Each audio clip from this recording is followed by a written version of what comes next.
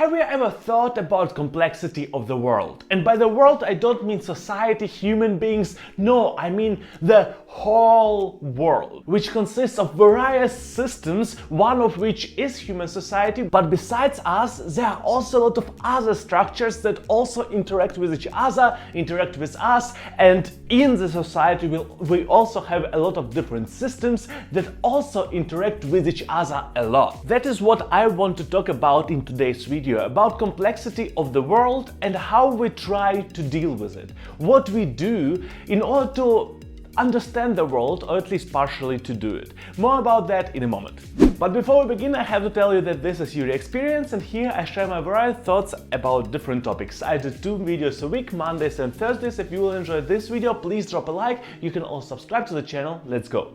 One of the ways to understand the world, and in my personal opinion, human society does it a lot, is break it down in smaller parts. So we have the whole complex Earth with its surroundings, and on Earth we have different structures, different systems, and most of these systems can also be broken down to smaller systems, and smaller systems can be broken down to tiny systems, and at least in theory, at some level we can describe it, at some level we can comprehend it, at some level we can understand what is going on in there. That is actually where a lot of fields of science start to take place, when we break down the whole system to some part which is specific to this part of science. For example, physics. Physics overall is a big structure that is broken down to different other structures like mechanics, like thermodynamics, and a lot of other fields, quantum physics. But the point is, physics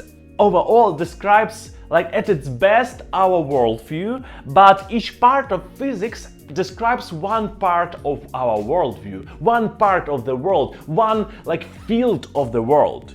Great example of our way of understanding and describing some parts of the world are models.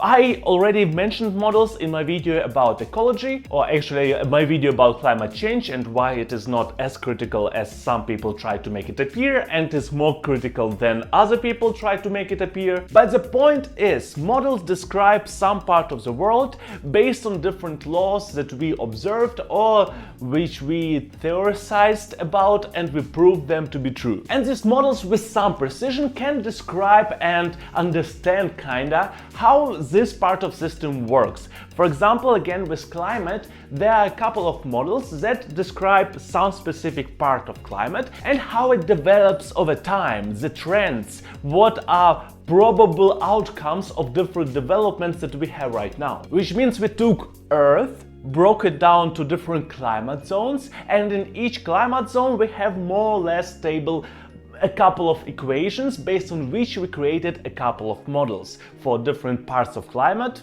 temperature, pressure, I don't know, amount of rain, or I'm not sure what exact parameters are important there. But the point is, for each parameter we wrote down our equation and created a system that describes this climate zone. It's a pity, but it doesn't work like that perfectly, because most of the systems interact with each other. Most of the parts of the system interact with other parts of other systems, which leads to different developments which our current laws not always can see through, can expect. Yeah.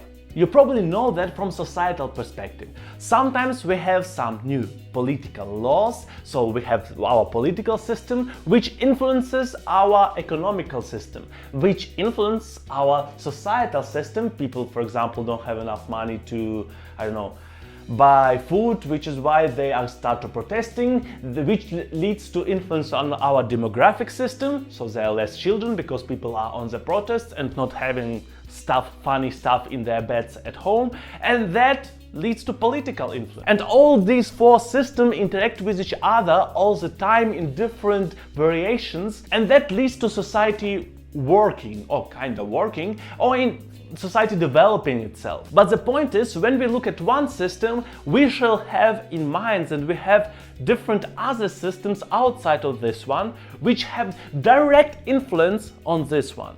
So on political system, we have direct influence of demographic, societal and economical systems directly, which is why a lot of laws or models that are connected to some specific system or part of the system are not perfect.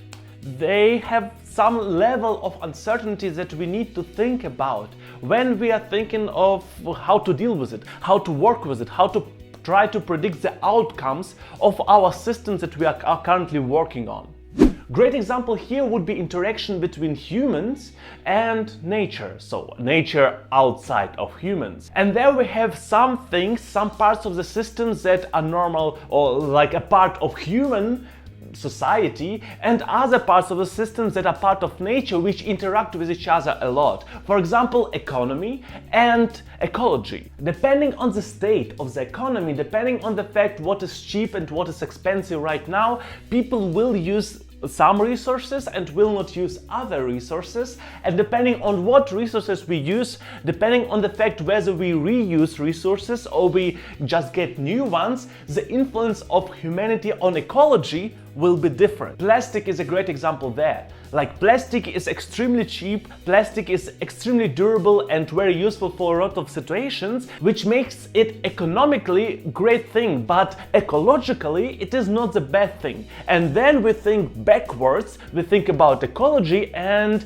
are starting to use paper or paper bags instead of plastic bags, which doesn't always make sense economically. And if it is more expensive to use paper bags than plastic bags in that exact location, then either you will pay more, which is basically ecological influence on our economy, or some other prices will go up, or maybe some other resources prices will go down, or we will start cut more trees in order to decrease the price of paper, right? Which again will lead to a bigger ecology problem, because the more trees we have, the better it is for ecology. And that is like the whole circle, and I just touched two topics, economy and ecology. That is why, in my personal opinion, the more we think about complexity, the more we understand how uncertain our models are, how uncertain our rules are, how many variables we ignore, so we can at least try to describe something, which can bring you to the idea, then shall we trust any description? Shall we trust any models that exist in this world, although we know that there are no objectively good models, that most of models have a high level of uncertainty and ignore influence of various other parts of the system? I do think that we shall still try to break down the whole system in smaller parts, still try and do our best to create good descriptions, good models, good laws that we observe in the world. We still shall at least try to search for solutions for different problems of small systems and hope that by that we solve bigger problems of bigger systems. Because doing something is still better than do nothing. Doing something for ecology is still better than do nothing for ecology, although then we have influence on economy, on politics, or maybe on some social issues, if at least we find it as a priority. And ecology is a topic in priority right now. And we have also a couple of other topics, like, for example, racial issues, or maybe like some demographic issues all over the world. So I do think that we shall create new models, we shall search for new models, but also I want you to be at least a little bit but skeptical. I want you to understand, to take everything with a grain of salt, because nothing is perfect. No description in this world, no law is completely perfect and works on every occasion. Our Earth is a completely complex location. I'm not even talking about universe that is outside of our Earth, but even on Earth we have so many things that constantly interact with each other that it would be foolish to think that we understand it completely, and it also would be foolish to think that none of these systems interact with each other and have strong influence. But only because we don't understand something, or at least don't understand it completely, it doesn't mean that we shall not do our best to survive in this world with like best outcome is possible. Let's just do our best as a humanity, as a part of this whole system, as a person and as maybe human being.